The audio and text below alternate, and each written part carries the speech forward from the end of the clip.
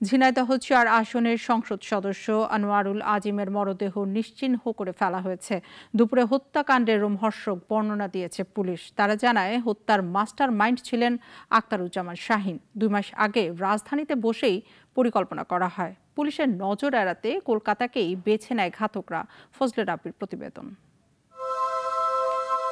গতকাল কলকাতায় ঝিনাইদহ ৪ আসনের সংসদ সদস্য আনোয়ারুল আজিম আনারের হত্যার খবর আসতেই নড়েচড়ে বসেছে দুই দেশের গোয়েন্দা পুলিশ।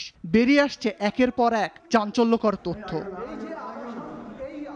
সিসিটিভি ফুটেজে দেখা যায় 13ই মে কলকাতার বাসা থেকে বের হওয়ার পর কয়েকজন লোক এমপি আনারকে গাড়িতে উঠিয়ে নিয়ে যায় যুক্তরাষ্ট্র প্রবাসী আখতারুজ্জামান শাহীনের ভাড়া করা ফ্ল্যাটে। সেখানে খুন করে গুম করা হয় তাকে।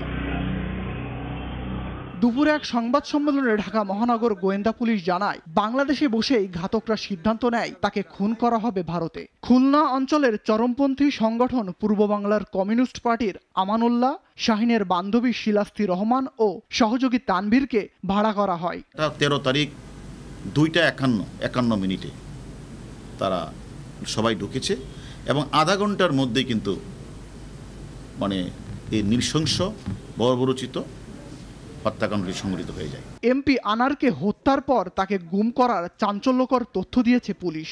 তাদের প্ল্যানটা ছিল এরকম যে তারা একদিকে তারা বিদেশের মাটিতে হত্যাকাণ্ড সংঘটিত করবে এবং লাশটাকে এমনভাবে গুম করা হবে যাতে কেউ কোনোদিন খুঁজে না পায়, যার কারণে তারা বিভিন্ন পার্টে ভাগ করে ফেলেছে, অর্থাৎ হাড্ডির সাথে মাংসকে আলাদা করে ফেলেছে।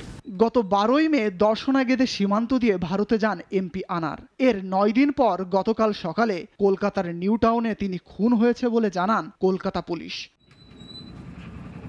ফজলে রাব্বি, নাগরিক, ঢাকা। ওয়ালটন ফ্রিজ কিনে অনেকের মতো আপনিও হয়ে যেতে পারেন মিলেনিয়াল। সেরা পণ্যের সেরা অফার।